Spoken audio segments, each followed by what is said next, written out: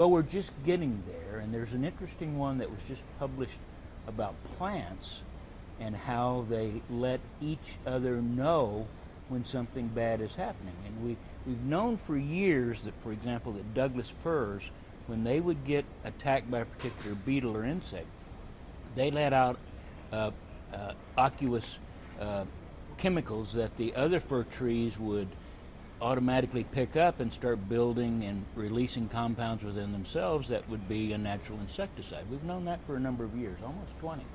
We just found out that tomatoes actually do it through a process of, if they're close to each other, the same thing. But then we just discovered in beans and probably several plants that there is a symbiotic relationship in the fungus in the soil. So the fungus becomes the mechanism by which one bean that gets attacked by a plant gives the code to the other plant that they can do two things: produce a natural insecticide that the aphid will not want, but also another attractive chemical that attracts a particular wasp that eats the aphids. This just came out. Fungus in a symbiotic relationship with plants, a communication we didn't even know.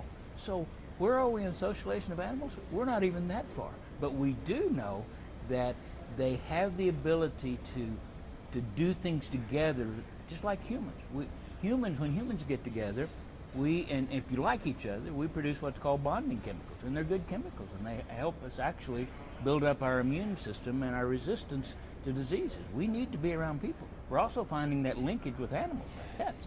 We're finding that the bond actually becomes quicker, and we produce more steroids when we're with the animal quicker than with humans. So we're just finally understanding that something is like, well, I like my dog.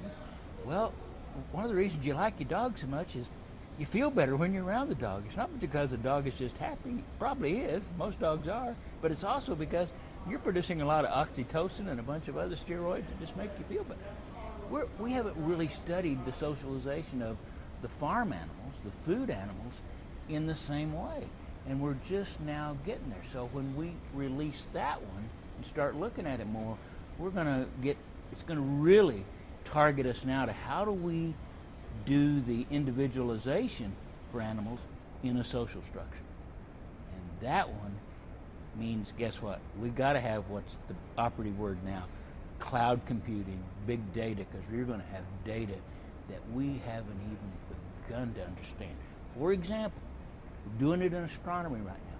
In the last 10 years, in fact, 20 years ago, when a group of astronomers says, you know what, I think there's probably some planets rotating around similar sized stars or bigger stars, suns, so we're going to start planet hunting. Everybody in astronomy goes, you're crazy. You're crazy. You can't do that.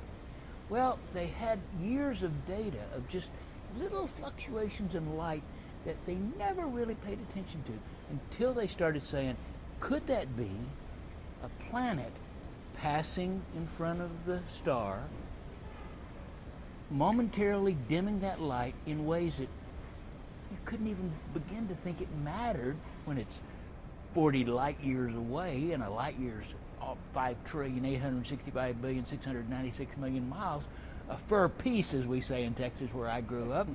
But when they put the computer to it, they started seeing these little blips.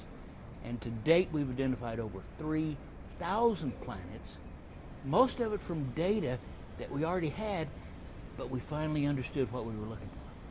So when we finally understand what we're looking for with herd management, with all that data, then we'll start seeing how we manage those herds individually and socially. Phenomenal opportunity.